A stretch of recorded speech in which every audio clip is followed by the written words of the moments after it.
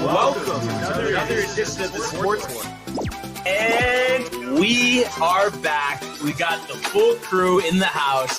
That is what it's all about. The Yankees, out of any team in the league, are the best equipped to handle a blow like this. I think there is a higher power at play here. He's due law of averages. That dude is the ultimate scrub. It's trash. Yeah. Every person you have in there is fucking trash. Next game, you're going to see a big performance. You can see it in the end of the game, and I'm just totally stoked and excited for this. And we are back. Welcome to another edition of the Sports Pour here on a thirsty Thursday. Yep. It's Barnes. It's Tony. What's going on, brother? Not much, dude. You said it, Thirsty Thursday. I am thirsty for some freaking football talk, dude. Some college, some professional. Big day around here, dude. Big day tomorrow. Huge day tomorrow, dude. So riled, dude. I'm telling you, a new era with the Rangers. Couldn't agree more. All this nonsense, forget about it. A lot of stuff is mindset. That's what it is. Onward and upward, Brian. Onward, upward. Let's fucking go. But yeah, there's just so much to discuss. Like you said, the college football starting tomorrow with some of the championship games. And then the Thursday night football tonight. A bunch of hockey last night. And a bunch of comments already. Michael Bucca talking UConn. And it's kind of interesting. I'm going to have something to say about this. But let's start with what he said. Absolutely. He says, Barnes, dude. Hurley. Huge dub for the big dogs last night. And he says, nice 3-hour delay because of shitty weather this morning up here, California. We need ya, dude. And then he says, also, they're going to remake of Snow White and Seven Dwarves in March. We're on top of it, dude. Binge Buddies Friday. What's up, dude? Not Friday. Not next Tuesday, dude. Next Tuesday. Assignment of Jack Dempsey's. Speaking of an assignment, dude, Josh P. says, yo, fam. Let's have a day. Hashtag TC, hashtag sports, hashtag DTV. Matthew Gaber says, let's go, dude. Hey, Bonds. Hey, Bonds, you all right? You looking a little funny over there. California, what do you mean, dude? So, as I was, giving you the updates. Matthew Gaber rather be in Florida, dude. Oh, dude, we gotta go. Snow, we gotta, dude? Snow, we gotta. I was giving you updates of the UConn game last night against Baylor. Baylor, number 15th in the country. UConn hangs on 76-72. And it's interesting, Michael Bucca jacked, UConn down 1 at half. But I think, it's funny, in our group chat, and it's usually like this too, Mark, with the Yankees, very, which I mean, listen, it's been a while. We're all earning for it, but just can get very overreactive, tight, based on some stuff. So he was kind of like flipping out last night, just saying that he expected a lot better from the team. And I think it's just like, you lose all those players to the NBA draft. Like, there's going to be an adjustment period, regardless if you have a great coach like Dan Hurley and a great incoming recruiting class and some decent guys from last year. But they did almost blow this game. But they hang on 76-72. Must needed win. You had lost 3 out of 4. Your only win was the game you were working the camera for. You blow out a team that doesn't belong in the same gym as you. Yeah. But good top 25 win. I think this will get them going in the right direction. Because 2 weeks from Saturday, I'm going to see them against Gonzaga. So hoping by that point, they're really rolling. And they did this without team captain Alex Caravan, who was out with an injury. There we go. So you look at the numbers here. McNeely leading the way with 17 points, 8 boards for UConn. Johnson chipped in 13, Ball with 11. And then they had Reed and Mahaney with 9 each off the bench. So I just think it's one of those things where, the 3 losses, and especially being, they were against, some unranked opponents, was disappointing. But at the same time, it's like, it doesn't really matter. It's all about just getting better, every day. And I think it was just so important to stop the bleeding here. Yeah. Don't be 5-4 with some big games, conference schedule coming up. So I think that was huge for UConn. Yeah, dude. And you said too, they're down their captain. So that's obviously pretty tough, dude. Not only to pull themselves out of that rut, they need that leadership there on the court. So with that guy back, hopefully they do remain, more competitive against better teams, dude. Right? Yeah. And a couple more comments here. Oh, yes, dude, of course. Let's see. Barnes, are you going to the Ranger game, dude? You're looking at the other person going to the Ranger game, dude. Why do your eyes look like that, dude? Go to Florida. Nice W for UConn. Michael Buckta, dude, we got to go to California. Get me out of this snow. UConn over Texas by 10, he says. UConn over Texas by 10. That's on Sunday. I didn't even realize that Texas 7-1. So again, that's a tough matchup. And I believe this one is in Austin at the Moody Center, which is a newer, I think within the last couple of years it was built. And when I was down there for a conference, I was able to walk in there. Of course, nothing set up because they were having like some music award ceremony there. That's weird. But it was like a cool arena. I mean, we got some tests here because you think about it. Texas, now they're not ranked 7-1. Maybe, especially, if they were to win that game, they'd be ranked. But quality opponent. Then Gonzaga, who's number 7 right now. And then you play Xavier, Butler. And we know, there's some talented teams in this Big East. So it's not going to be easy, and it's different than it was last year. You're not just dominating every opponent. But like I said, I mean, a lot can change between now and then. And I just think, too, I try to be realistic. And that sometimes, like I said, like with me and Mark, we'll go back and forth. He thinks I'm like overly positive. And like, I understand, like, you came into this college basketball season, you're ranked number 2. But I just think that would, like, to expect to win 3 in a row, not have the same guys. Like, I mean, I just feel like there's a reason why that hasn't been done since like the 60s. Yeah, no, I mean, absolutely, dude. I mean, it's not easy. You got to keep replenishing your team constantly. If you're losing guys to the draft, you got obviously big school, big name, a lot of guys coming out of the program who do well. So, like you said, kind of take some, I guess, some growing pains, I suppose. Buckta here says that once Hurley gets the boys going, they're never going to stop. Do you think that is the case where they just need to get over this hump, like you said, kind of like get back to center here, and then against better teams, they'll rise up? Yes, and I think, too, this is the start. But you beat Texas and Gonzaga, and then you start your conference schedule, then we could really see, and I know we're always talking this, but the run. The run, dude. And I know we are big fans of Hurley here. The run. But, I mean, I don't know, man. Like, obviously, the tournament in Hawaii, the game that I went to, watching his body language on the bench, I mean, clearly not happy. The post game, never do that tournament again. That was crazy, too, because going back to Calhoun, I mean, UConn's always played in Maui. Not every year, but still, yeah, exactly. Like, do you think maybe he, like, is feeling maybe too much pressure, and it's like kind of the walls are closing in? I think people didn't realize it because when you're in the middle of something, you don't get it. But the run, the last 2 years, losing probably 6 games total, back-to-back national championships. I know the first one anyway was like all 10-digit wins. The first championship, all covers. Just how rare that was. So it's just like you get used to that. So this season, it won't be, but it will feel like a major disappointment out in the Sweet 16, 10 losses. Like, that'll feel terrible. Yeah. But you gotta build back up. Yes. And maybe you're probably, Caravan will probably go to the draft after this year, if he, has a good season. Yeah. So you're going to have more losses to deal with, but it's all about growing. Yeah, absolutely, dude. Speaking of growing, I guess Simply Fuego commented in here, not a company, a Jay's person. I'm my own person. Good for you, dude. But the guard position is why. I don't know. Just sometimes. Come on, man. That wasn't sarcastic. No. But you, I think, and Michael will attest to this. You just have this thing. It's impossible to tell if you're just being like normal, like all chill, or you're just being like a complete dick, like saying something like dead serious. No. But I'm saying it's just your delivery. You're not doing. It's not your fault. But I think it's the stash too. Honestly, no. I swear the stash. Like I don't know if it's like a Borat. Yeah.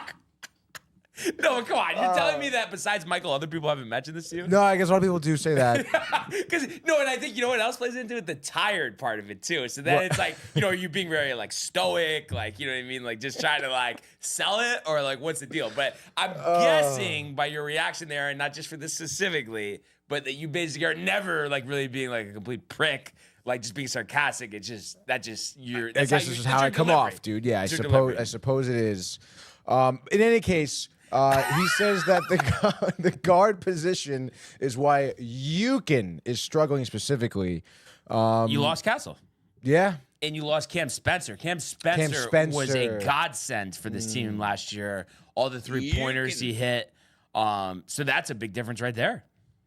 Who's their guard right now? Who's the guy? Well, they have Ball, Solo Ball. He's a Okay, sophomore. yeah, he's kinda, good. Yeah, he's averaging 12 points a game. He had 11 last night. And then McNeely, well, he's a forward, but he's kind of one of their top scorers. So it's interesting the way that their lineup is. Like, I mean, I guess Diarra as well, but he's a senior. He was more of a role guy last year, so you ask him to start. So, that's the reason, for this adjustment period. Yeah, for sure. For sure, dude. Still can't tell. You can, dude, if you're being like serious. Come on, man. I'm trying my best. Has it ever happened with your mother? Basketball, or just she knows you? No, yeah, I guess she knows. I guess. Well, come on. I'm just curious about this. Like, is there any besides being Michael, like anybody I know that's pointed this out before? You know? Yeah. I mean, I guess like Renee has mentioned it. Yeah, Renee. I don't know why it's so funny. Maybe it's the 4.5 hours of sleep, Tony. That could be why it's funny. It is. That Yeah, could be that's why. all right. Laugh it out, dude. Laugh it out. Yeah. So I just wanted to see here. I guess before we get to the football, we're gonna talk about the other stuff here. So just wanted to see the bread, right? Right, dude. I would kill for some nice Italian bread right now with some butter. I think I'm gonna have some later. Definitely. I gotta say, dude. Okay, so nobody's teed off. We got 10:46. Pavone and Rye are gonna get going at the Hero. So maybe there'll be a little update there, before the end of the show. But I did mention, college football, a big weekend upon us. And obviously, tomorrow, all the conversation, the football, probably not enough time to really dive into it. So just kind of wanted to run over, these conference championship games.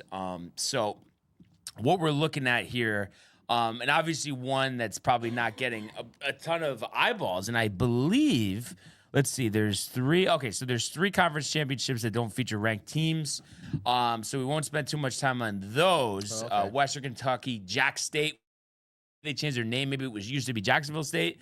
Seems like a newer college I'm not familiar with, but they are 5-point favorites over Western Kentucky. That's the Conference USA championship. And, I mentioned to you how I used to be very big into college football. So this conference realignment stuff is just thrown for your loop. Even Conference USA, the American conference that UConn used to be in, there's so much change. You almost forget who's who, where's where, that type of thing. Yeah, dude. It's very daunting. I can't speak to that, but one matchup in particular that I am interested to see what happens is this Boise State UNLV game, the blue turf, Tony. Boise State here, 4-point home favorites up against UNLV.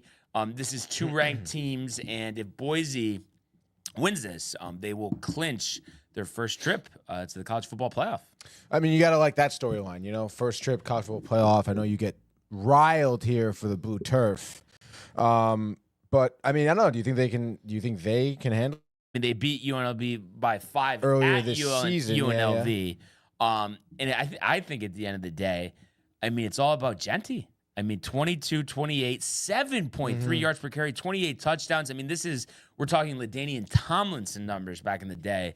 So I think you just run the ball, set the tone, and then, just honor the play action, which obviously the other teams have to honor. And you look at what Matson's done. You brought him up yesterday, 21 touchdowns, only 3 interceptions. So a lot of firepower, on this Boise offense. UNLV has had a great year as well. Boise 11-1, ULV 10-2 here. Last game beat Nevada by 24. And you look at what they've done this season, kind of a balanced attack. Their starting quarterback Williams, 17 touchdowns, 4 picks, but 1735 in terms of yardage, so not throwing for a ton. And their running game, they've really spread it out. I mean, you have 3 guys that have 500 yards rushing: Thomas, Williams, the quarterback, and James. So they come at you in a variety of ways. So I think, Boise, which defense has been pretty solid this year, the whole the whole key really, I think, is stopping this run game, make them drop back to pass. It was a close game last time. I think a closer game this time too.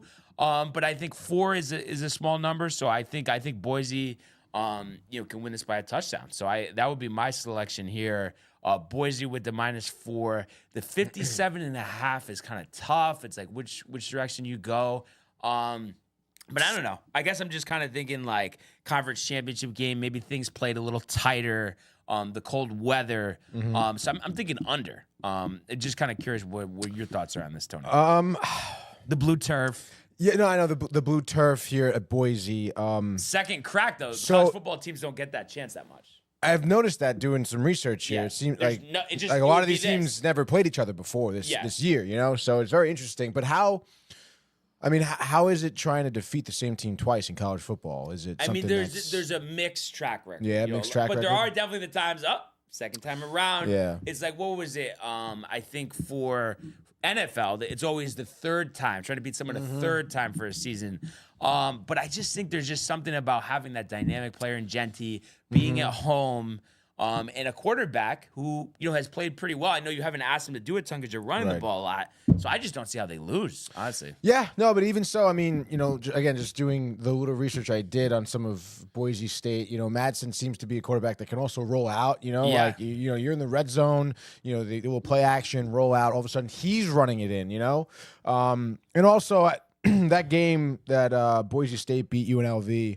I think they held them to 0 points in the fourth quarter, so it's like the defense. The game is in your hand. Boise State's good defense, so I would kind of maybe go on your side. Boise State covers the under.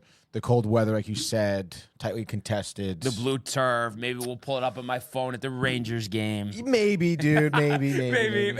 In between periods, maybe they'll put it up on the big screen. I doubt it. No, I'm just kidding. But sometimes they do that shit. But that's more. I guess it would be more if there's like local. Yeah, if like the playoffs. the Mets or something are playing the Yankees, whatever. Or if the Yankees were playing somebody. Yeah. It could be anyone. At this I feel like if you think about it, it's kind of been like the longest time ever without the whole like Yankees Mets type of like banter. But maybe it's just because the shoe needs to drop. Yeah, no, definitely, dude. We'll see where that Soto guy lands, huh? Yeah. I heard he's a pretty good player, huh? Yeah, all right, dude. They may get a lot of money for him. I don't know, man. You see the Yankees talking to Fried. Max Fried, I did see that, dude. And Burns, yeah. Fried is pretty good. I feel like I didn't realize how good he is. I mean, you've seen him a lot, with the Mets. I mean, what do you think about him? He's always been a top-tier pitcher to me. The only thing was it just seemed like last year, second half, tapered. Yeah. And it may be the case of like another year older.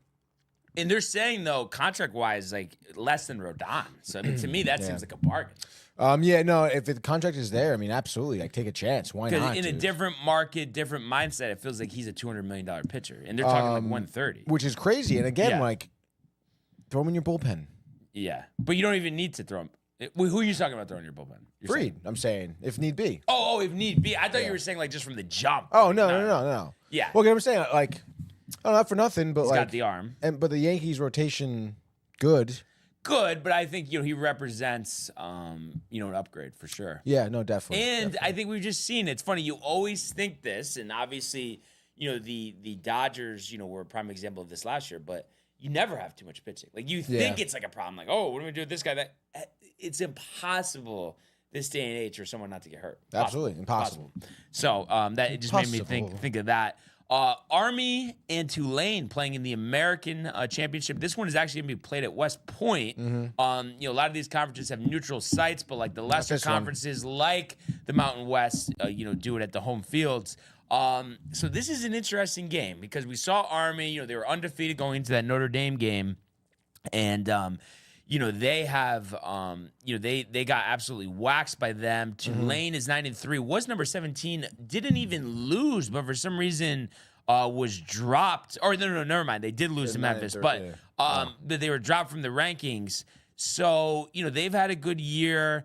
And you look at, their team, a balanced attack again. They have a passer, 20 touchdowns, 5 interceptions in Mensa, I guess you would say. And their running back, Hughes, Mekhi Hughes, a sophomore from Birmingham, Alabama, 1,300 yards, 15 touchdowns. So kind of like, they have their answer to obviously Army, who is just such a heavy run team.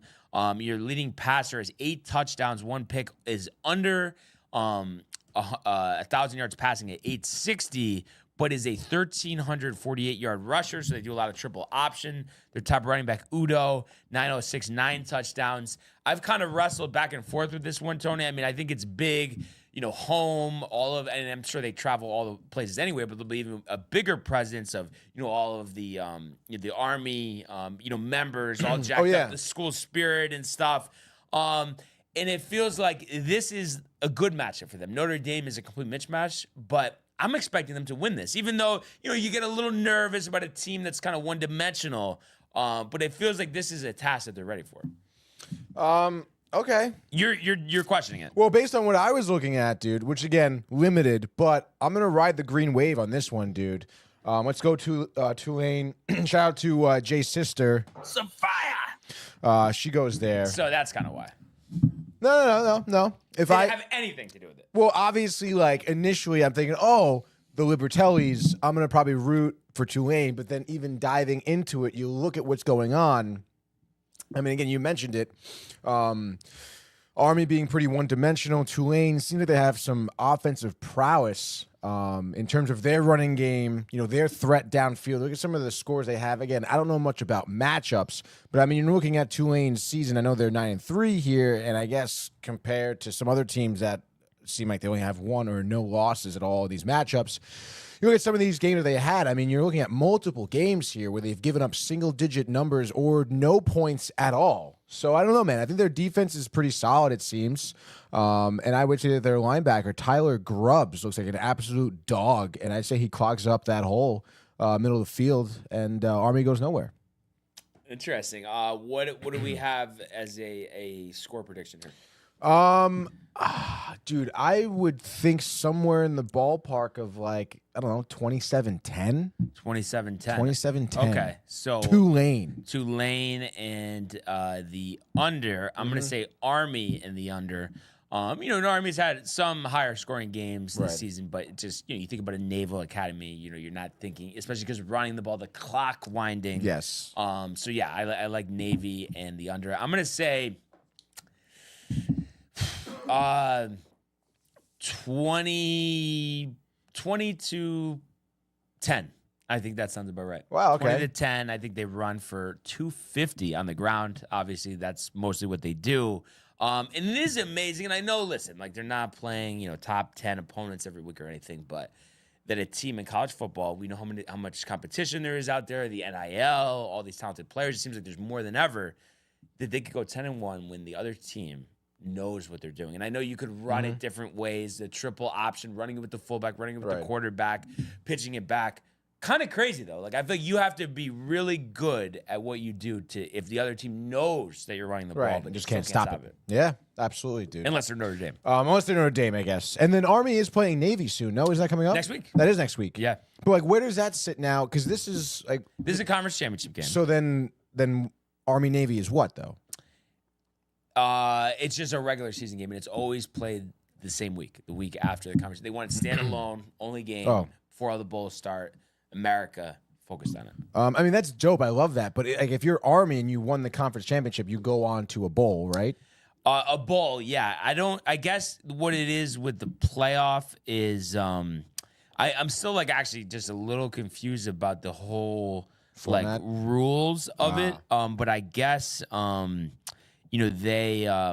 don't get like I think what it is group of 5 gets an automatic bid. Boise highest ranked.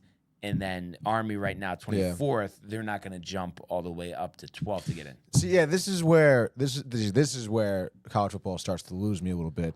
Get rid of the committee. It's biased, obviously. It doesn't make it. I don't know, man. Yeah. I was like, because I was talking to the GAs at school before class because they were making all their graphics for their sports show, obviously about college sports, and they made like a rankings of the top 25 teams. But like they were telling me how like everything, like basically the top 12, right, only matter, and it's kind of set already in terms of who is the top 12. You can't move up if you're not in a conference championship game. So that's why Miami is fucked. They're 12, But then Right. you have the Big 12. They Yeah, get an yeah. automatic bid. Two teams Yeah. outside the top 12. Right. One of them is going to move up and grab that spot. And I don't understand how that works. 'Cause then you get teams that, like only have one loss, but then they get dogged for like their playoffs. Like, It just, because it's all about what they determine the rankings are.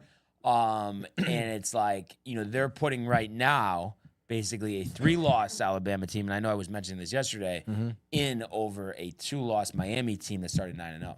which is wild. Yeah. Like, so that to me, I mean, I don't know, man. That kind of pisses me off and really loses me. And like, where's the integrity, dude? Well, I just think let a computer determine it. That's what we used to do, the BCS, and I don't understand. It just because, like, again, everything comes back to money, so they want as much SEC as possible, and they're not fair. And I think it was on PTI yesterday. It was on. I guess it was on when I was at the gym. But they were saying, like, it's like you might as well call it like the Paul Feinbaum Invitational, and he's a big SEC radio guy, ESPN. But that it's like it's not a shock. Like that's what they do. But yeah, I don't think it's fair to the kids, and it's like I just think let the computer get the bias out of it. But again, we know with the money, the eyeballs. I mean, that's probably not going to change, unfortunately. That's the way the world lives, huh? Yeah. And we did talk about the Big 12. Right now, Arizona State is 15th. Iowa State is 16th. And this game is actually played at Jerry World, AT&T Stadium. This is going to be Saturday at 12. So right now, Arizona State, 2-point favorites, over Iowa State.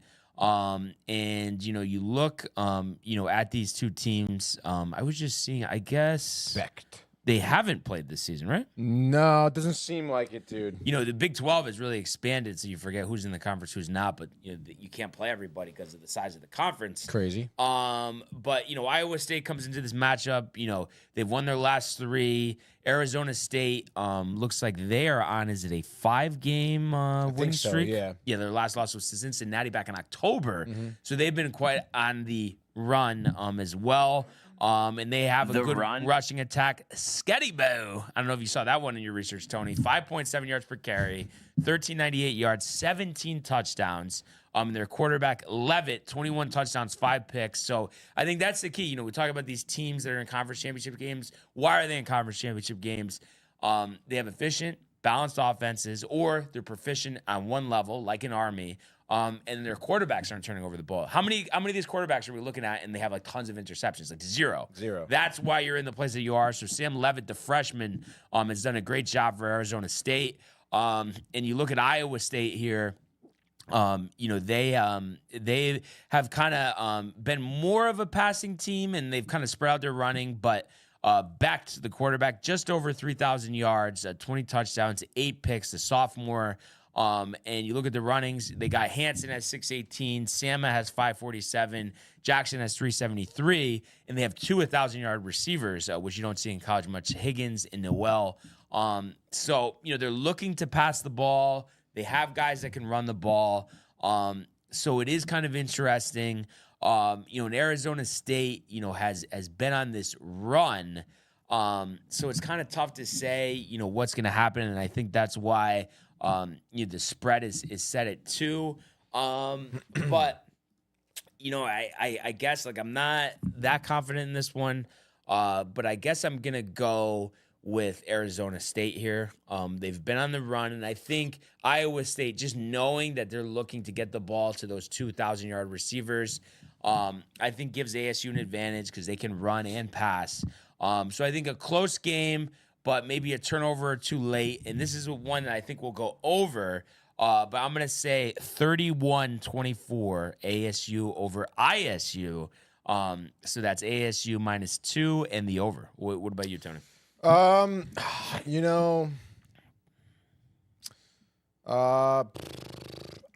said that the quarterback for Arizona is a freshman. Yeah, he's doing a great job. I don't know, man. I think Bill Polian mindset. Bill Parcells. How many college starts? That was always their philosophy. I'm saying. They're drafting like they didn't want inexperienced college quarterbacks. They wanted unexperienced. That's why Sean Payton drafted Bo Nix. Sean Payton, assistant under Parcells. Nix set the record for most starts in college football. Interesting, dude. I'm going to go with the upset here, I guess. I'll go with Iowa State. I think, Rocco Becht there. This is the sophomore, a little bit more experienced, Brian. Maybe, Arizona State, a little nervous. Mr. Levitt, right? It's not Leavitt. Levitt? I think it's Levitt. I think it's Levitt, right? Not to be confused with Levis. But I think maybe Levitt, obviously, Rocco here has way more, almost 100 more dropbacks than Levitt does this year. But I don't know. Iowa State showed that they can run the ball a little bit. Their last game out against, Kansas State? They had almost 200 yards rushing. Between Rocco and their two running backs, excuse me. So I don't know. I think they could be as much of a dual threat team as Arizona State, and I don't know, man. I just think Arizona maybe just the pressure gets them a little bit. They're on the win streak. They're almost due for a loss. Iowa State had back-to-back losses earlier on. Obviously had something wrong, went through it. 3-game win streak. They're humming right now. One of them was Cincinnati, a team that Arizona State lost. So give me the dog, I guess, and. Not confident, though, it seems. No, it's not. It's a tightly contested game here. It's 16 seed versus a 15. So obviously, it could go either way. Both teams 10-2. Both teams seem to be red and gold, which is, I guess, that's kind of cool. Give me the Iowa State Cyclones here. And I'd say this goes heavily over. Heavily over. Interesting. I think. Okay. I think it could be like a 34-28 type of deal. So I think, that's going to be a good one. Our next game, though, potentially, I think there's competition for this, but could be the game, of the weekend here, and that is the rematch between Georgia and Texas. So you think about it, these teams played about a month and a half ago, Texas winning by 2 scores, and they've been on a run themselves. Georgia, we're so used to Georgia, going into the last year, they had won 2 straight championships.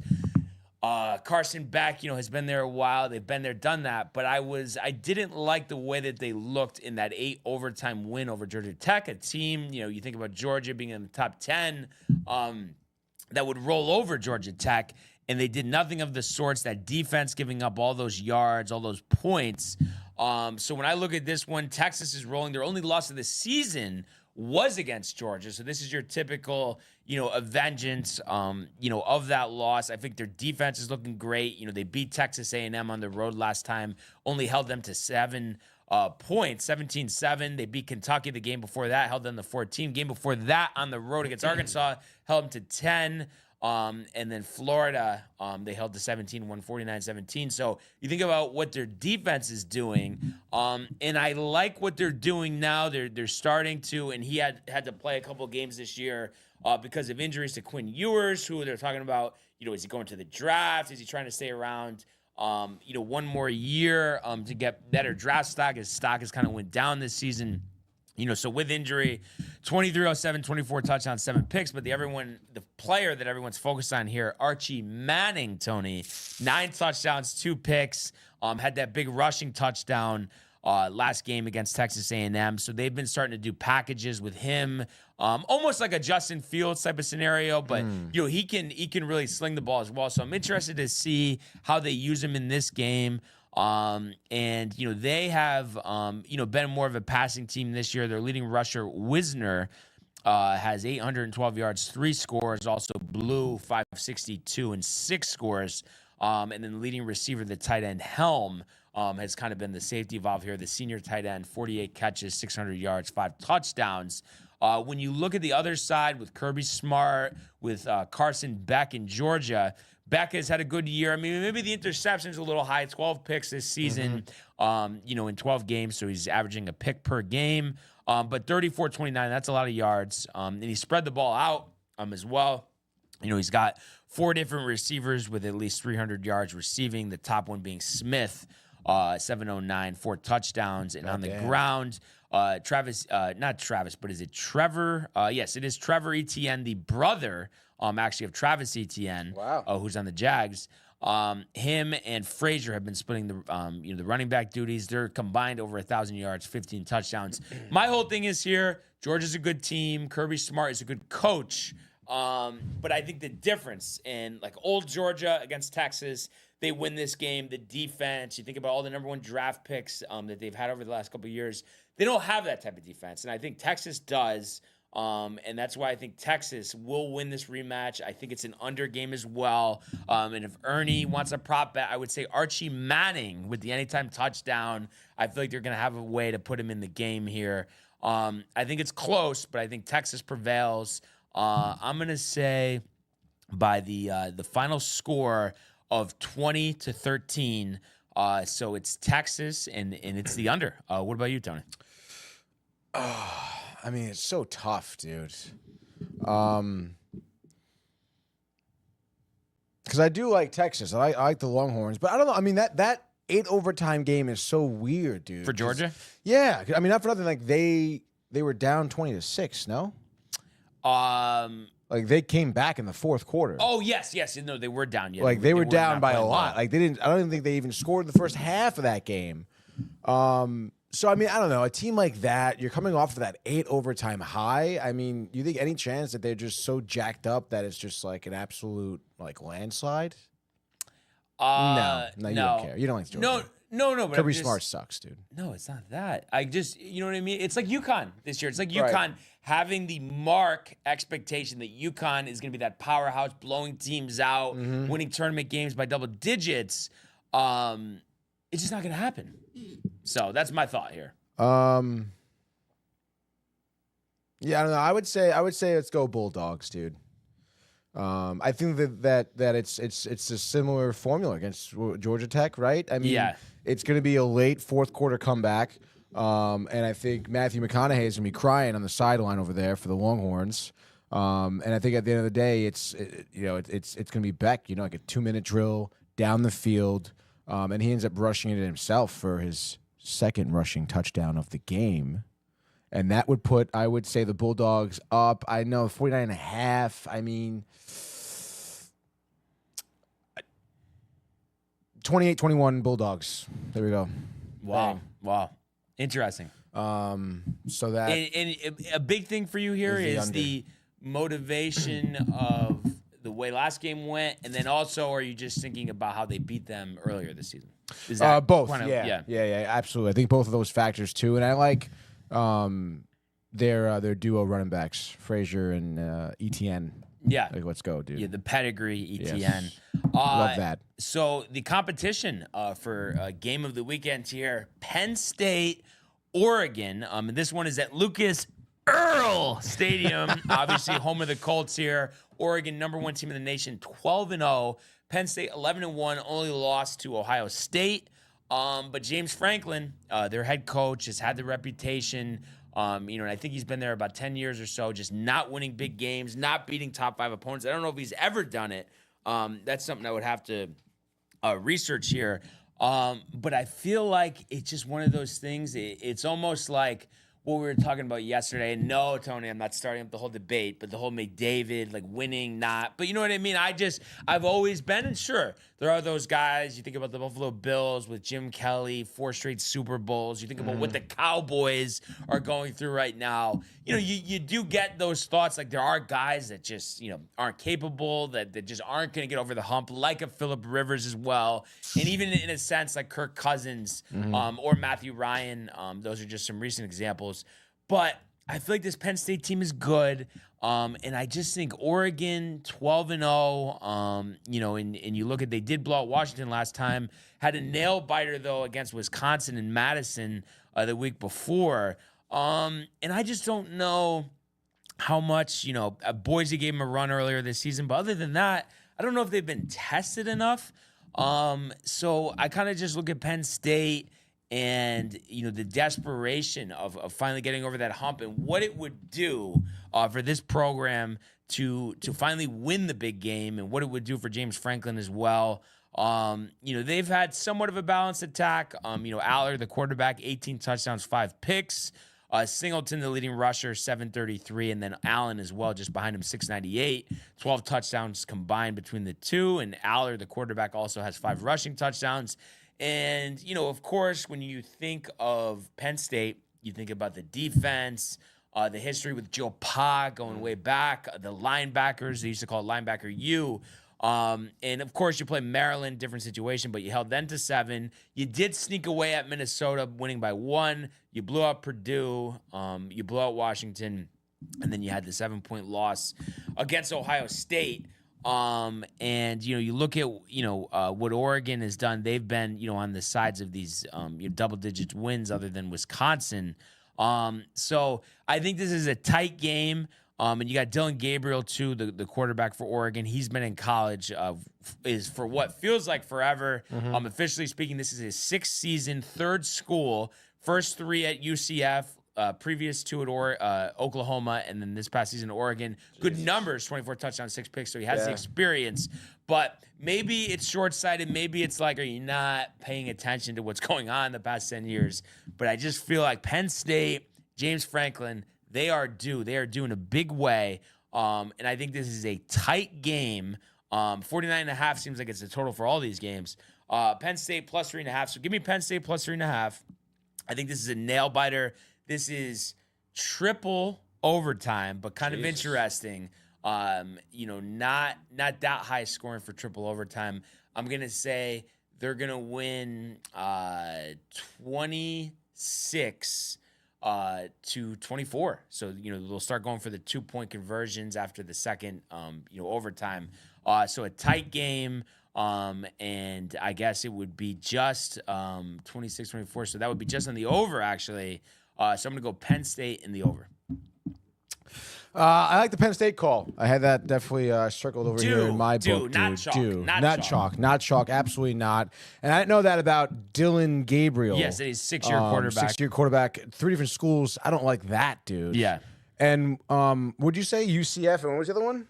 Oklahoma. Yeah. Why did he leave? That's like a good program, is it not? They have been in a little bit of shambles since Lincoln Riley, who of course now is in shambles himself at USC.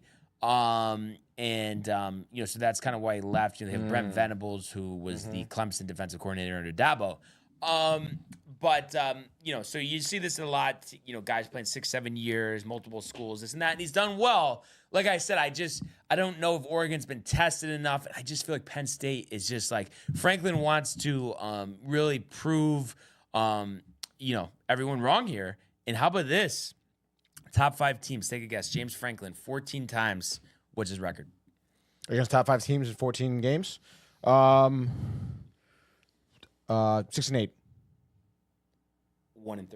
Oh my God, really? Now you're questioning it. That's terrible. Law of dude. averages? I don't know, dude. Wouldn't it be law of averages like 4 games ago? Giannis. What about Giannis? Over the hump a few years ago. I'm saying that's what it reminds me of. Ovechkin finally winning. McDavid almost winning last year, but not. I mean, it's got to be the perfect scenario. Are the dominoes set up perfectly? I just think they're jacked up. I'm just going by sure will, Tony. They will their way to victory. I'm serious. 1-13. Yeah, no, it's a big. Oh. That's a big potato. All right. A good baked potato, dude. All right. We'll just go Penn State, dude. Why not? Go Nittany Lions. Go Nittany Lions. I'd say they're up by 3 here. Penn State, that is, up by 3 with a couple minutes to go. Gabriel, pick 6. Penn State wins 30-20. What's up, dude? Let's go. There it Last is. game of the weekend. Clemson, number 17 versus SMU. This game is in Charlotte at Bank of America Stadium. And right now, the spread is SMU, who's 11-1, having their really seems like their best season that I've ever seen, going up against Clemson, who only is in this game because of Miami's loss to Syracuse last week. So you look at SMU, total is 55.5, so they are expecting, some scoring here. Jennings, the quarterback, 19 touchdowns, 7 picks, 2,700 yards, and Smith, the running back here, Brashard Smith, the senior, 1157, 14 touchdowns. So he's done a good job, of running the ball. You look at, SMU against their opponents this year, and really, you obviously had the one loss against Duke on the road, overtime finicky, who knows. Haven't played, though, a ton of tough teams. They beat number 22 Louisville. They beat number 18 Pittsburgh. And then that's really it in terms of ranked opponents. And when you look at Clemson, 3 losses, so you kind of question, do they belong here? They lost by 3 in a rivalry game at home against South Carolina. And then you got Cade Klubnik. I've always struggled with that one. The junior quarterback from Austin has had a good year, 29 touchdowns, just over 3,000 yards. So you got him setting the pace. You have Mafaw, 1,078 yards, 8 touchdowns. So they have a good offense. And you look at, you compare the schedules here. You look at Clemson, their wins. First game of the season, they lost by 31 to Georgia. And then actually, the only other time that they played a ranked team, they lost last week to South Carolina. So kind of interesting. Wow. It seems like both teams, aren't exactly, battle tested. So this is tough. This seems like an overtime game.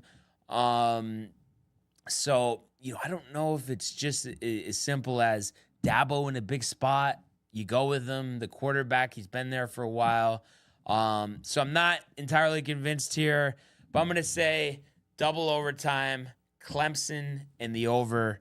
Really? I'm going to say, they are going to win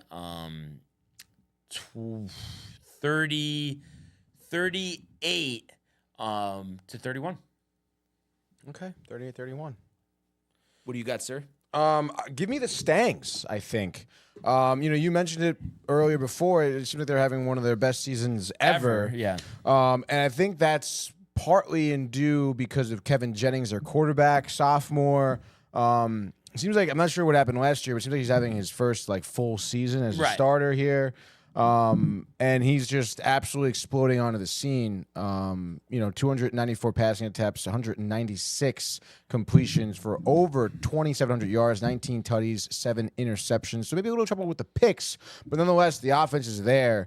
I do like your call. You said overtime? Yeah. I guess we'll do overtime. But I think it's going to be the Stangs on top, Jennings. Maybe they don't get the ball first, but defensive stop, rush down the field, touchdown. Maybe Smith even runs it in by himself. A little red zone play. Doesn't really matter. They go on to win. I would say 35-28. 35 Stangs in the over. Let's go. Bang. Go. And kind of crazy, Tony, but that's all of the college football games this weekend. What was your thoughts? I mean, that's kind of the first big spot we've done, other than I guess we've done the college football playoff last couple of years. I mean, what was your thought though? Any juice for you? Yeah, I guess a little bit. I mean, there are certainly storylines, as are in anything. Especially college nowadays. I think that quarterback for Penn State, Drew Aller. I think they're saying he's gonna be making almost $800,000 in NIL deals. Wow. And Arch Manning, I know. Oh my God! I mean, he doesn't even have to go to the NFL. He just retire after college. Which is pretty wild, dude. And I guess the guy from Penn State also can declare for the draft, right? He's a junior. Yeah. No, he can declare for the guy, but it's funny you mentioned Manning. So, you know how I've just talked about. I have my group chat, with Corey, Mark, and Mike. Me and Mark have gone back and forth a couple times, and Corey agreed with me too.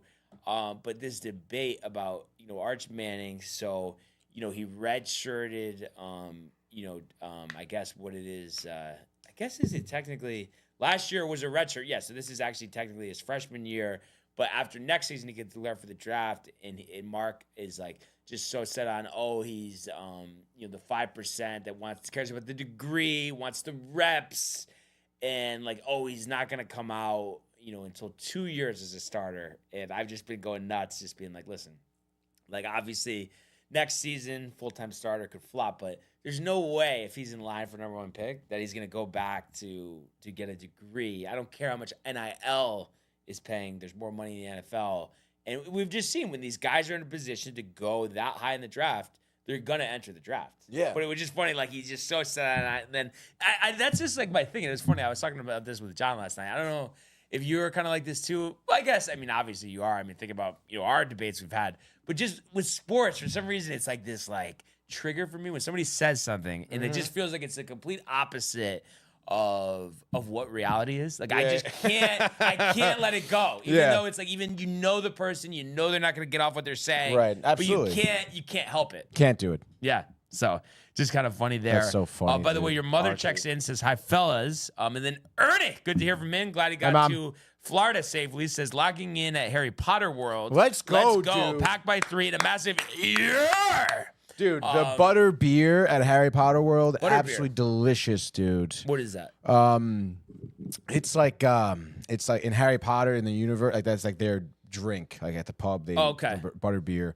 It is non-alcoholic. At Harry Potter World, which is at Universal, I believe that's where he should be. I believe, but it tastes like cream soda basically. It's like cream soda with like a frothy vanilla foam. So it's a soda. It's a soda, yeah. It's not a real beer. Okay. They don't offer any alcohol. I was gonna say you didn't seem like Athletic Brewing Company vibe to me, No, definitely not, dude. But it is. I mean, it's delicious. Like I think I had like 10 of them when I was there. No, you would have cracked out. But it would be sick if it was alcohol. I don't know if I don't think I told you this, but so Benny a couple weeks ago was over. Long story short, like somebody we know that we grew up with works for Athletic. He met with them for his job or whatever, and he gave him like a couple cases of free Athletic Brewing.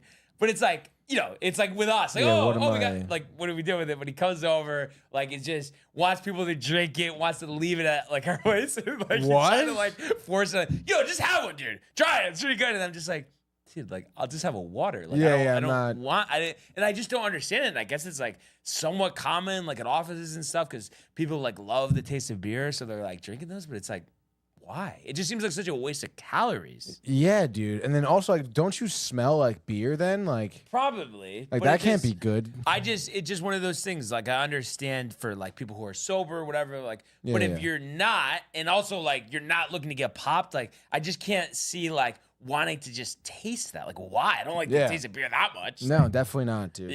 Nope, so stupid. So, yeah, that was kind of funny. Just made me think out about of here, dude. But Ernie's talking pack.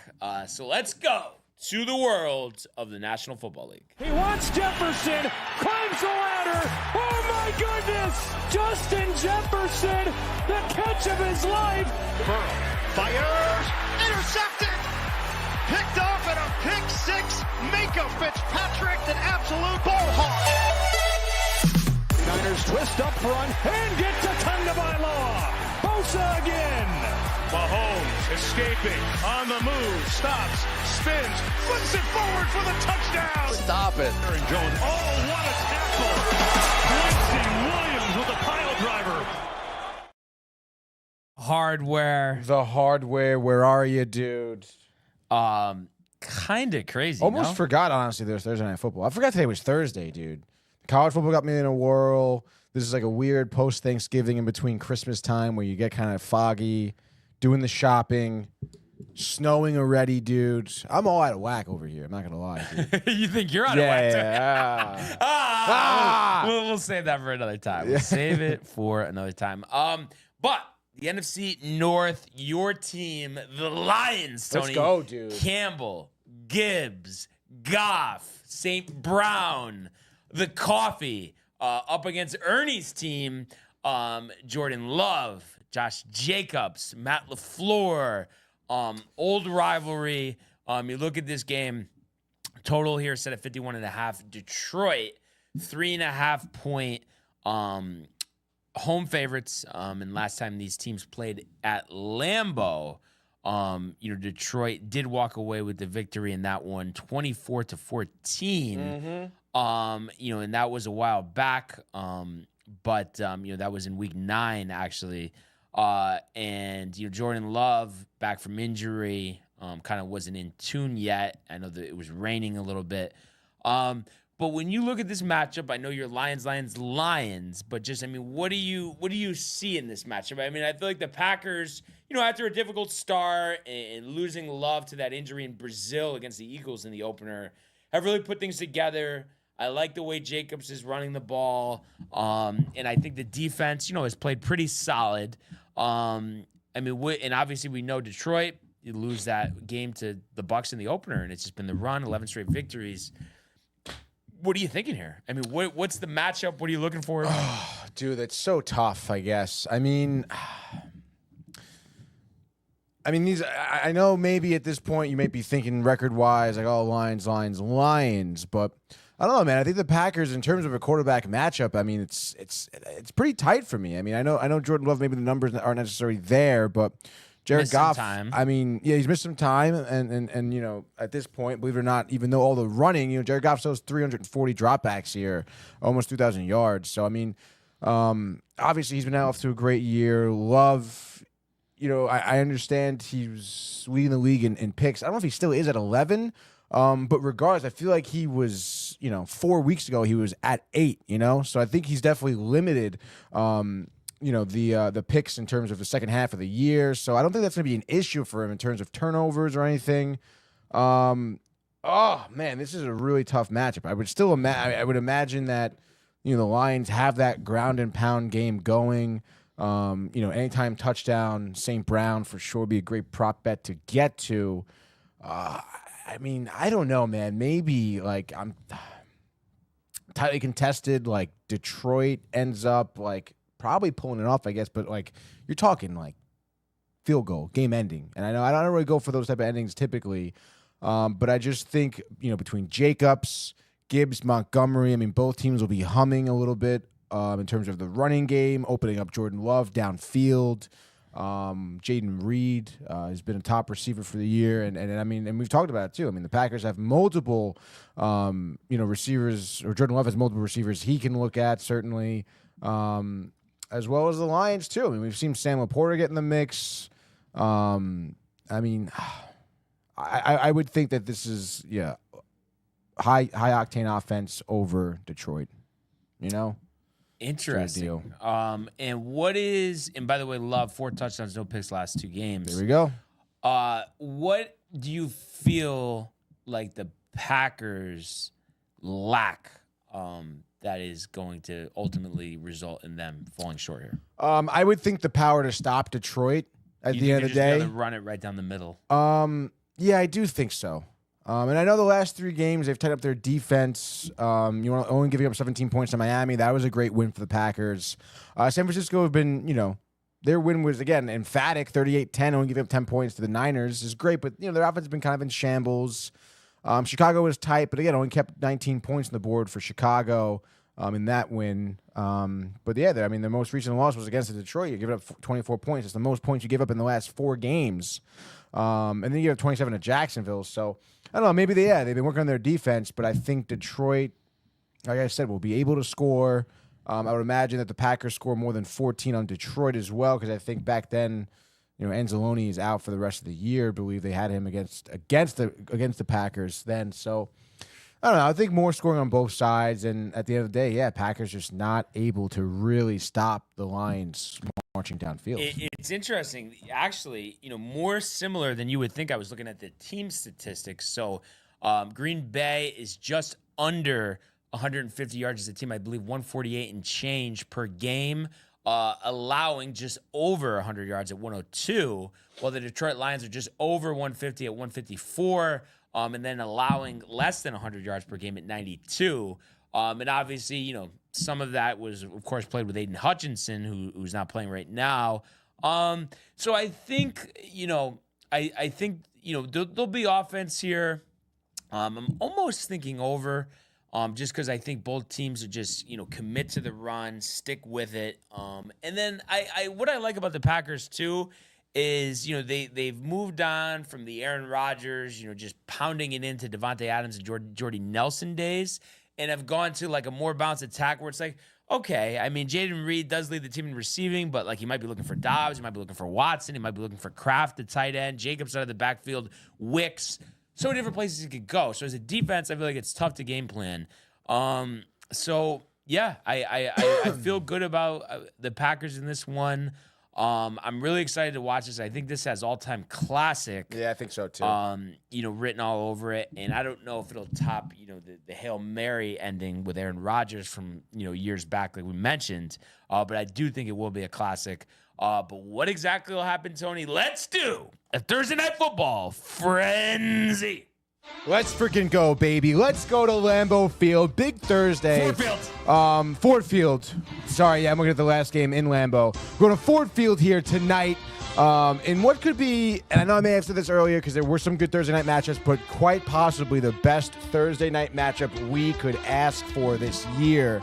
At this point in the season here, the rivalry, the cold weather, both teams can handle it. The QBs, the coaches, the storylines are all absolutely there. And two teams that have been highly contested all year long, which is why Green Bay here is just plus 3.5 on the road. Total 51.5, dude. The value bet, I guess, would be on Green Bay at plus 160 on the money line, which would be pretty interesting. A lot of bets swirling around here. The Packers, winners of 4 of the last 5 on the 3-game winning streak. I mentioned, the good defense, the good offense they've been having against okay teams here. The Lions, we know the deal, 11-1, that one loss coming at home, but since then, they've been on an absolute tear, dude. What do you think about this NFC North matchup, dude? I think, like I had said, all-time classic. I think this is an overtime game. And I think it's a game where, the quarterbacks, probably each have a touchdown or two, throw for at least 200 yards. But the running, Tony, is the talk of the day. I think both teams will combine for over 300 yards on the ground. So the commitment to that run, who could stop it better, who could get maybe a fumble, a turnover. We saw Gibbs fumble last game. We've seen this Packer defense as well create turnovers. We know about Xavier McKinney, what he's done since coming over for the Giants. So maybe I think that's what happens. I think it's overtime. Goff did have a 5-interception game a couple weeks ago. We forget about that. But I think that's what it is. It's overtime. Packers pick off Goff. Brandon McManus, I'm going to say 44 yards out for the win. And we will see the Packers in a shootout over Detroit, 34-31. Packers and the over. Packers in the over. Wow, dude, what a bout. A serious bout here. And I think that's what it's going to be. It's interesting. You mentioned Goff's, 4-pick game. That was an absolute blimp on his record, I think. And, that honestly helps because then before that, he had 5 picks all year. So I think he can definitely keep the ball on his side of the field. Speaking of picks, Jordan Love had one in his last game against Detroit. He also had 3 fumbles as well. Obviously, all 3 were recovered by Green Bay, but still, that's got to worry you a little bit. And Jared Goff did have a good game. One of those games where he had, low passing attempts, 18 of 22, only 145 through the air, 1 touchdown, no picks, though. I think it's going to be something like that, honestly. I think Jared Goff, better performance there. Maybe 30 passing attempts. He goes, 25 of 30, maybe a 250 through the air with 2 throwing touchdowns, 1 to St. Brown, maybe 1 to Montgomery out of the backfield as well. But it keeps it tight. That game, only 1 sack through their last game as well. So I think the offense goes humming here. Packers, great job. Maybe Love, less, more ball control, I guess I should say. But I agree with Brian here, where it's going to come down to a field goal, 4th quarter. It's going to be Detroit, though. Their boy Bates, I'm going to say from 48 yards out, he nails one right down the pipe. Detroit Lions, what were your final score, 34-31? Yes. Lions win this game 34-31. Bang! Just like that. That is your Thursday night football frenzy. I am stoked, Tony, to watch this game. It's going to be a great game, dude. I think, like you said, all-time classic for sure. And I know I'm going Lions here. Sorry, Ernie. But, I've been hot on the Packers as well. I wouldn't be surprised if they end up taking the cake here. But it is going to be, I think, a high contested, great matchup, dude, to watch. How about our very own Matthew Gabriel? Packers with the upset, 27-24. Dude. So I think everybody, is expecting this to be an outstanding game. I think if they were at Lambeau, I would say Packers get it done at this point in the season. Like if the first game was at 4, they lost back home, Lambeau. Yeah, we always talk about the Lions barely playing outdoors all season, but I think it's like it does feel like the elements at times could be a benefit for the Packers. But I think also being in a dome for the Packers can help as well for their offense. So, yeah, this is going to be a great one. Al Michaels, Kirk Herbstreit with the call, 8:15, Prime Video. Let's go to the world of the National Hockey League. Here he comes. McDavid shoots. Top shelf. He scores. Captain with the overtime winner. That's the middle break. It's a world-class hit right here. Tomsky stepping. Rink Washington made the full split save. Are you kidding me? Turn. Side of the net. Between the legs and they score. Filthy. David Pastrnak. The silver trophy to the Golden Knights.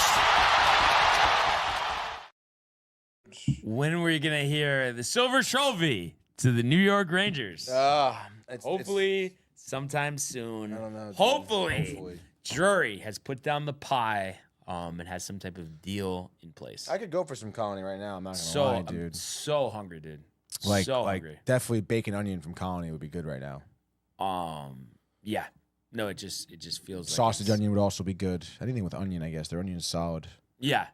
White onion though over there. No doubt. Hot Earl. The Earl, dude. So NHL last night, light slate like we mentioned yesterday. Maple Leafs 3-2 over the Predators. So that's one, that was a lot tighter, than we anticipated. But Austin Matthews making his presence known with 2 goals there. And they were up 3-1, and then did give up a goal late. But Maple Leafs, one of the best records in the league at 16-7. So kudos to them. Bruins do get the W over Chicago. Knew it. That was a 4-2 here. Bedard's tight. Bedard is tight. I have a tough time dealing with these things because I know Chicago's not a good team, but it does feel like we expect him to score more, or are you just kind of putting that? I mean, again, he's 20? Like, his team sucks. It's the second season. I mean, what do you think? Has it been any? Yeah. Did you expect a little more, right? I mean, of course, I think, but that's just the way the media made him out to be, dude. I mean, The Gretzky chaser. Really ridiculous, dude. Like, that's such an ESPN, like, it probably was Stephen A's idea to do that, to be honest. But I think regardless here, I mean, he is tight. He's on a shitty team. Expect more from him? Not necessarily. He's in a terrible situation right now. Obviously, you want to make the best of it. I don't know if you saw, but he had words for Patrick Kane a couple of days ago against a game in Detroit. Called Patrick Kane soft. And I mean, like, what the fuck, man? Like, you got to take it easy, dude. Like, you are young. Patrick Kane is a legend on the team you're playing for, Like, calm down, dude. So I think maybe there's some things going through his head. He's super young, probably emotional about this. Again, probably like the expectations of him in the league was certainly rumbling in his head. Now, if you're not in the area of Chicago or a Blackhawk fan, I mean, what are you hearing about this guy? Nothing. Yeah. Like, the buzz is gone, dude. I mean, I feel like it's coming, but we just might have to wait a little longer. But yeah, obviously, which is fine, dude. You said that he's so young, dude. He's going to have 15 years to figure it out. You think, though, there's no way that it turns into, not to slight, a guy on our team, but, like, it turns into, like, a Kako scenario? No, I don't think so. Bedard is the real deal. And also, it's again, the tough situation he's in, it's kind of up to him how he wants his, I mean, obviously it's up to the player because it's him, but it's about how he reacts to this. He can go to a different team if he does end up going to a different team, but also Chicago could acquire people, Chicago could be better, and then, he is the type of player who can elevate that team, but he has to be in the right mindset, the right attitude. You know what I mean? Like, if he can be sour grapes, and then it's just all bad.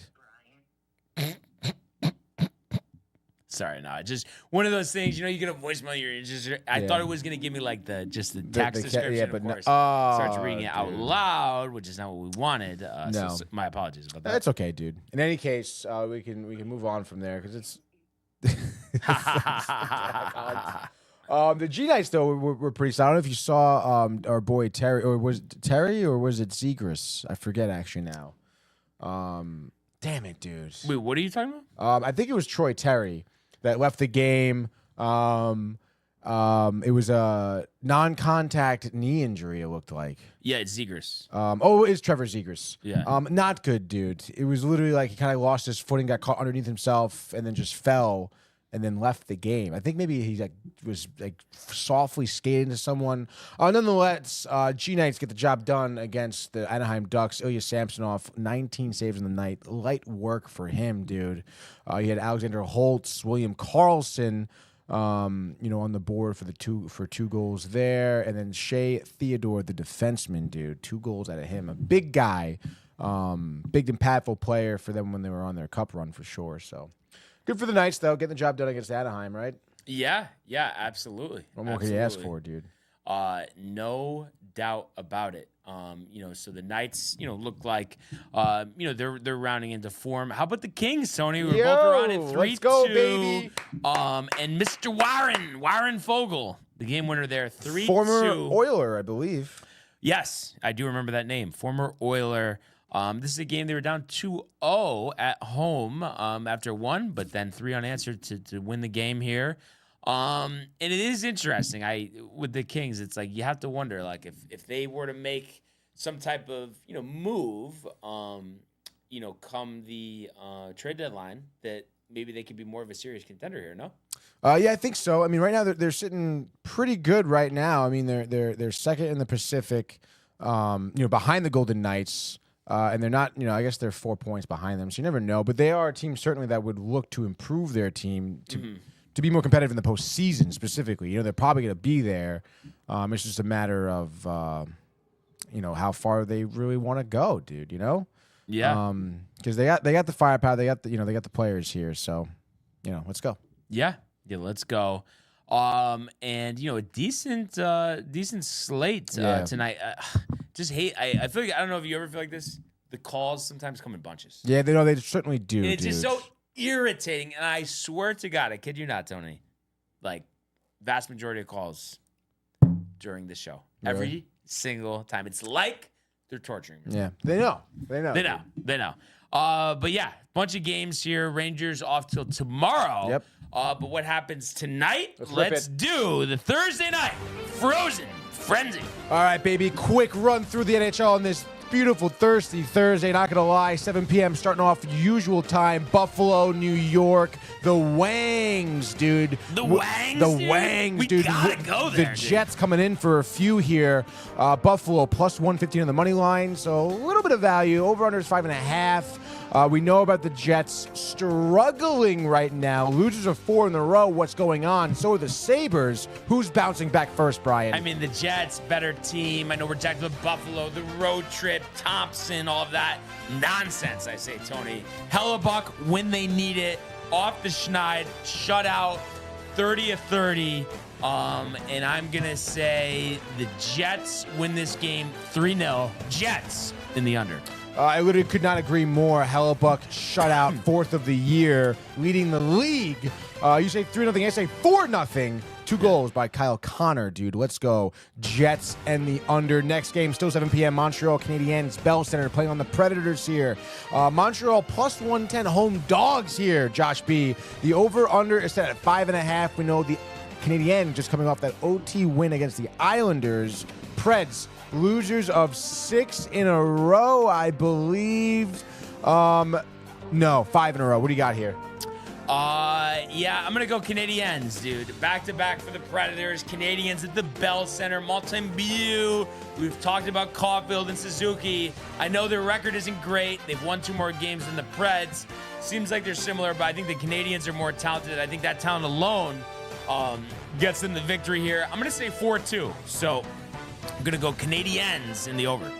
I love that here. Great call. Preds dead in the water. Stamkos nowhere to be found. Saros having a good year, but the offense is just not there. Canadiens, Cole Caulfield is their guy. He's just great, honestly. So give me the Canadiens plus the money. Like let's fucking go. Canadiens, I'm going to say the over. They win this game. I'm going to say 4-2, dude. Ernie parlay with the Jets? Easy. And the Packers. Why not? Right? But I think the odds, too. Are you right? kidding? Yeah, it's unbelievable. Jacobs dude. touchdown. Easy. But I feel like he probably does get it. Probably, yeah, honestly, dude. Monty? Monty? And come on. Gibbs, Vulture, dude. who knows? Oh, the Vulture, dude. Speaking of the Vultures here, we have the Red Wings visiting the Ottawa Senators in Ottawa here, 7 p.m. ESPN Plus. We have Detroit plus 145, maybe even some value there. Who knows? The over-under, the internet's going down. Who knows? I would have to guess it's 6.5. Yes, it is. Great job, Tony. What do you got here? Both teams, 3-game losing streak for Red Wings. Senators back-to-back losses in Cali. What do you got? Kind of tough. Like, what happens? Who knows? But we want Ottawa to lose and lose and lose more. Yes, we do. So Yes, we do. They want the cupboard refilled by the Kachuk trade. And they're scouting Edstrom and the boys. But, yeah, I'm going to say Detroit, Larkin, tight one again. But I think they will prevail here. 3-2, Red Wings under. I think it's a great call. Red Wings and the under. Senators' lack of offense. Maybe Stützle and Kachuk can score. Doesn't really matter. Lucas Raymond, 2 goals. Dylan Larkin, 2 goals.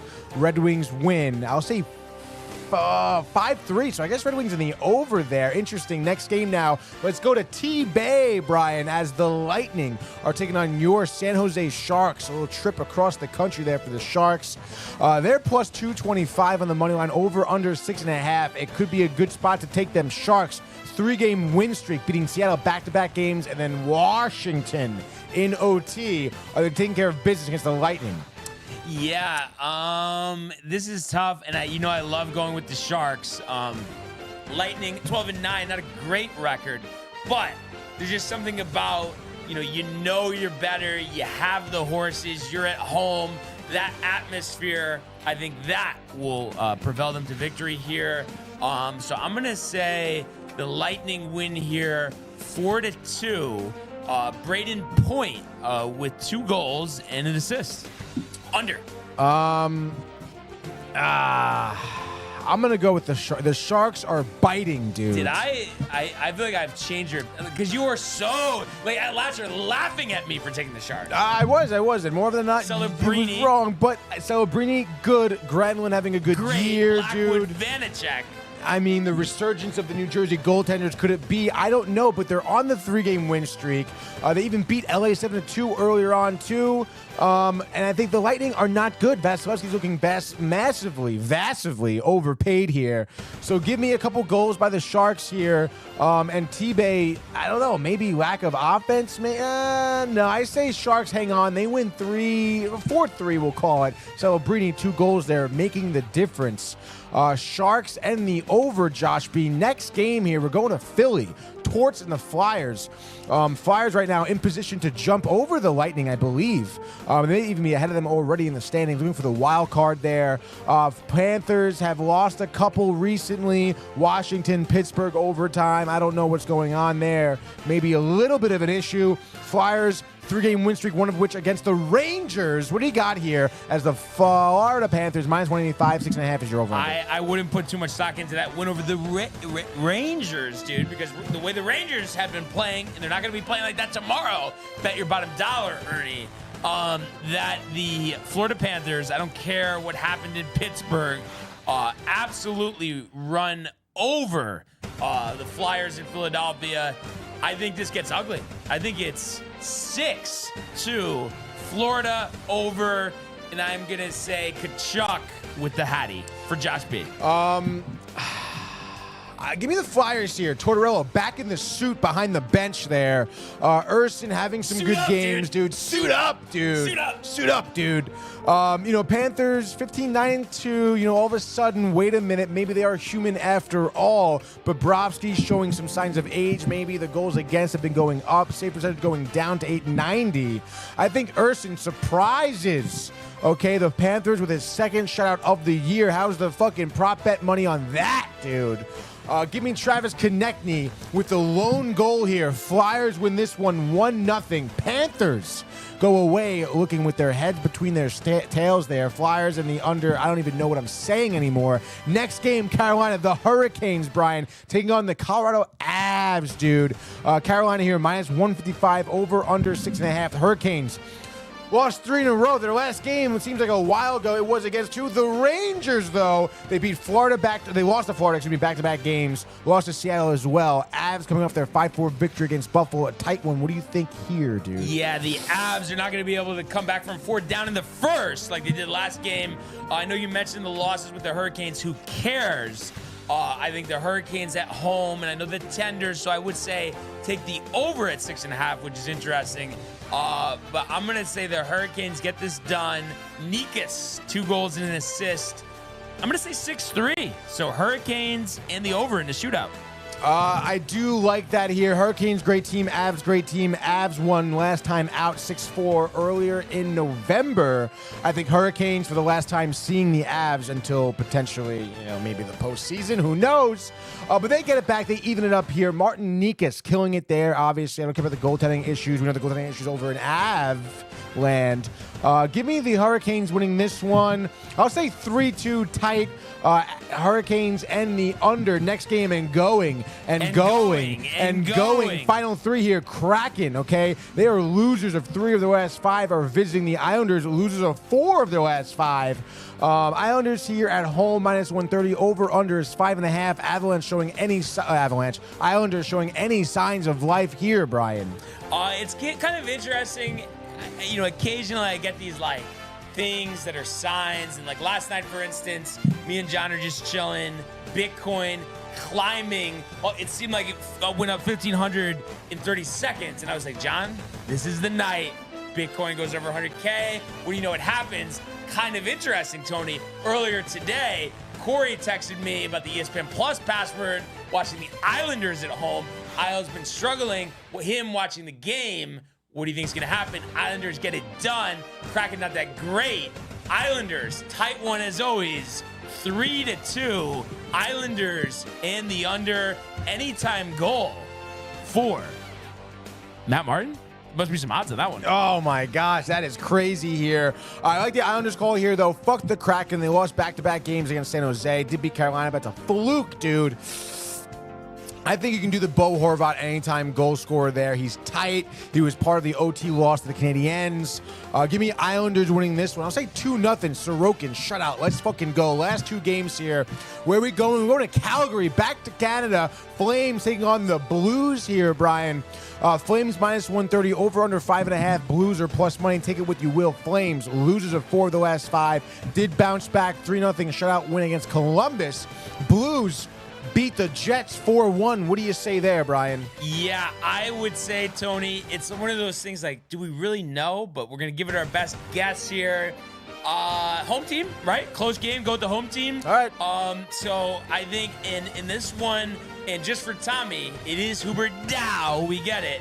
I'm going to say he has 3 assists in this one. The Flames, 4-3.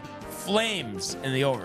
Give me St. Louis Blues, Binnington, hot, Jordan Kyrou, Hattie Boom Batty. They win 3-1. From the St. Louis Blues to the Blue Jackets, we go. Columbus taking on Edmonton. We're sticking in Canada here. The Oilers -250, over under 6.5, Brian. Oilers winners of 3 of their last 5. So are the Blue Jackets bouncing back maybe against Calgary after their loss, or no? Oilers, yay? Oilers, yay. The disappointing result last time out, getting shut out. The Oilers getting shut out? What are we talking about here? By the way, Blue Jackets last time out, shut out? Blue Jackets won last time they played 6-1. How about flipping the script? How about the Oilers 6-1? And just for Tony, showing his greatness, showing his need to be the New York Ranger, Connor McDavid, 3 goals, another hat trick, Edmonton, and the over. McDavid, 2 goals and an assist. They win Oilers 4-2. Just like that. That is your Thursday night edition, The Frozen Frenzy. Just like that, dude. Right on cue. Almost, dude. Yeah. I mean, what do you know, right? Yeah, dude. What a show. What a kind of crazy. Yep. And I guess the only other thing here, Knicks back in action, 14.5-point favorites over the Hornets at the Garden. I know they had a little Hornets. Didn't mean to do that. Hornets are a mess. I know they've lost at least their last 5 games and are 6-15, Tony. Knicks have won 4 out of 5, including beating Orlando at home by 15. Game before that, winning over New Orleans by 33, 14.5 doesn't seem that crazy than what it normally would be. So I think they cover. I think Tibbs has the boys fired up. Tibbs and the boys. 30 points, 20 rebounds, 7 blocks. I will look forward to that on my fantasy team. Evident. I think it is evident. He will have a big game here. Monogamy of the NBA. And I think that they hold the Hornets to like 80. So it's an under at 217.5. But Knicks in the under. Bonus pick for Tony. What do we got? Knicks in the under. What's the over-under at? 217.5. Oh, wow. I think it could be like 118, 120, 110. Or yeah, I think so. So let's say Knicks in the over, dude. Knicks in the over. Yeah. Interesting enough. Yeah. Have to say, and I think it was because of the college football angle. A little UConn breakdown too from last night. Yeah. Show just flew by. Flew by, dude. And shouldn't really be reading this comment, but Matthew Ryan does say, "Let's go Devils." Yeah, it doesn't matter. One more day until the Devils win again. Yeah, Rangers will get dominated the Plains, but tomorrow, me and Tony will have something to say about Yeah, that. how about you come back in tomorrow, 10 a.m. How about you just meet us at the Garden? Show face. Hey, meet us. Show Dude, face. Go what's ahead. up? Oh, dude. Guards. Nonsense. That's Honestly, what I say. Dempsey's. I'll buy you a beer. Yeah, I'll buy you 2. How about Wow, that? I mean, that's an dude. offer if I've ever heard one. I know, you're getting 3 beers, dude. Oh, the train from New Jersey, the yada, yada, yada, yada. But I had to say, great show today. Really appreciate everybody who tuned in yeah. and continues to comment, like, and subscribe. All of the archives in the YouTube page, Tony Michael Renee and Jay in Costume, the merch at downtowntv.com. Want everybody to enjoy the day, enjoy the games, and we will see you. Mañana. That'll be a good fight. Hey guys, Tony here from Downtime TV checking in. I want to thank all our fans out there who's been liking, subscribing, sharing our content. You guys are the best. You guys are our bloodline. You make us love what we do. Thanks again.